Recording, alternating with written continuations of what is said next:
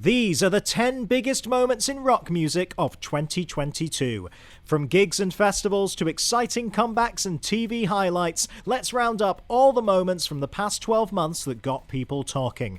At number 10, we begin with the Hella Mega Tour. Originally scheduled to take place in 2020, the incredible lineup of Green Day, Fall Out Boy and Weezer finally hit the UK and Europe this summer for some epic set lists full of hits. Here's what Fall Out Boy's Pete Wentz and Joe Troman told us about playing with some of their heroes. Dude, you're the middle kid on the bill between like the band that gave you Basket Case and gave you Dookie and Weezer in the same era. Like, that's insane. But when you get some of those Green Day songs, they're like actually baked into people's DNA. And so like it was another level. This is like a stadium tour. How can I not? That's kind of the biggest you can do, and that is really cool. And that is like a throwback to all the big rock god tours of the ages, and to be a part of that, historically speaking, would be really cool. And the feeling of playing in a stadium to a baseball or football field worth of people it's really cool. The 66th Eurovision Song Contest took place in Turin this May.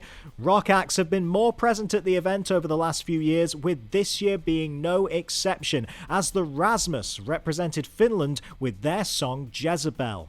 I think there's many things that led to this moment. Like, our fans have been asking for years already, especially UK fans actually, asking like, when will the Rasmus take part of this?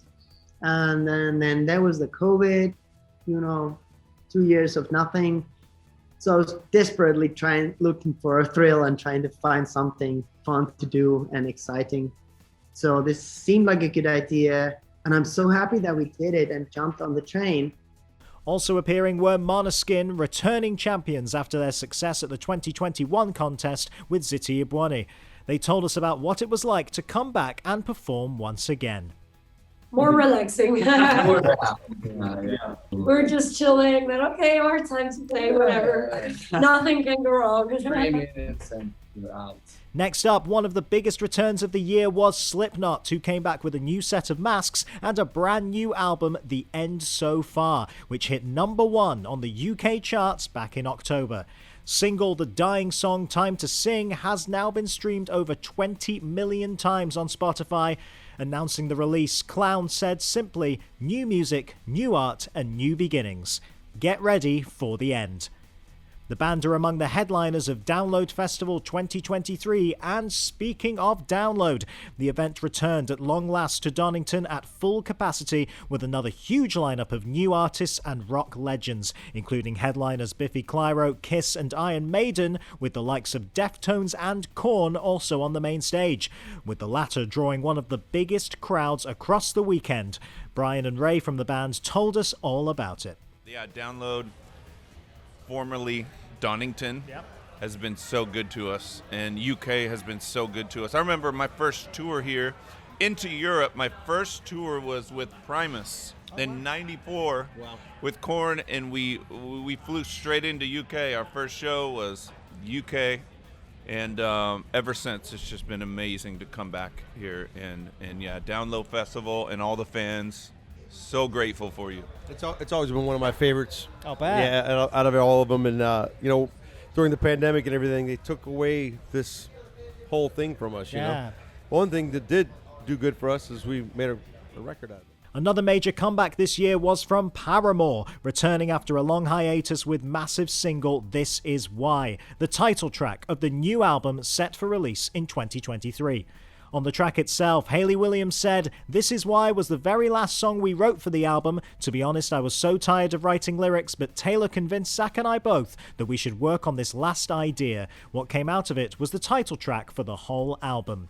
Second single The News is available now, and they have cited Block Party as a major influence on the record, with the band lined up to support them on their UK tour next year. In the world of TV, highlights included Ozzy Osbourne's surprise appearance at the closing ceremony of the Commonwealth Games in his native Birmingham, performing Paranoid alongside his Black Sabbath bandmate Tony Iommi. 10-year-old Harper shot to fame with her take on Spirit Box on America's Got Talent, impressing the judges, including Simon Cowell, and meeting Courtney LaPlante herself. But the biggest TV rock moment of all was undoubtedly the use of Metallica's Master of Puppets in Stranger Things Season 4. The character of Eddie Munson, played by Joseph Quinn, performed the song in the show's finale and even got to jam with the band themselves backstage at Lollapalooza Festival. Metallica said, "The way the Duffer Brothers have incorporated music into Stranger Things has always been next level, so we were beyond psyched for them to not only include Master of Puppets in the show, but to have such a pivotal scene built around it. We were all stoked to see the final result, and when we did, we were totally blown away."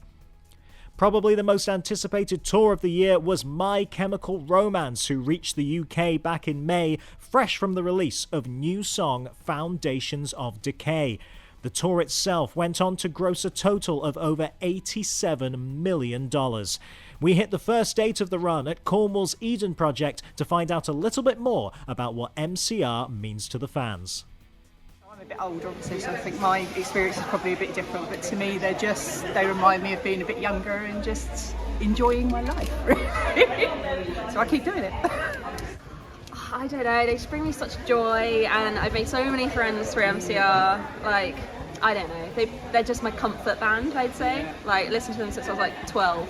I'm 25 now, so it's quite a long time. I've waited for like 12 years for this show, and they've just been with me through all the times they've just changed with me throughout my life, and it's just been a long time coming.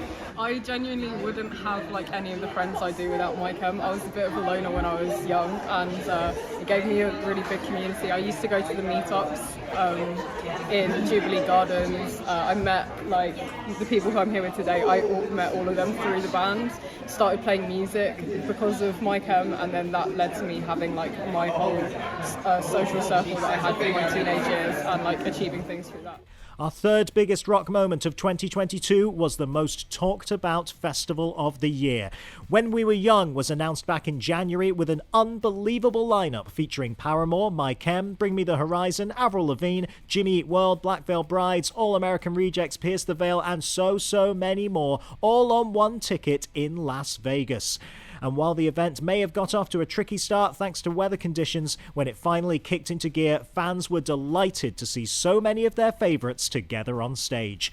Here's what some of the bands told us about playing the event backstage. Yeah, it's cool. I think just like getting on this festival seems to be like a little cosign in itself. So yeah, already announced next year too. So it's good to see that there is a strong alternative festival kind of bedding itself in the US. I don't know. It's a well-oiled machine out here. It really looks is. Amazing. They got AstroTurf everywhere, which is dope.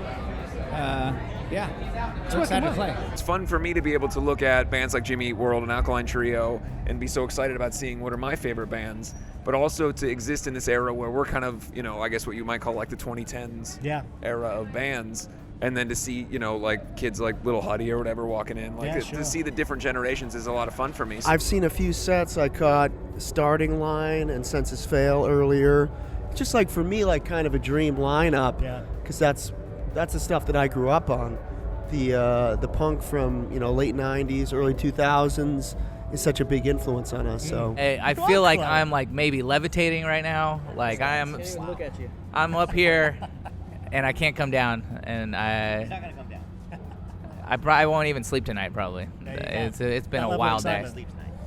Because we have a show tomorrow. Oh, okay. You need to sleep tonight. I should probably You sleep need to tonight. get a little bit of sleep tonight. At number 2, the biggest pop-punk news of the year was undoubtedly the return of Tom DeLonge to the Blink-182 lineup. The band revealed the news via a series of mysterious billboards and a cheeky video message that confirmed they were indeed coming.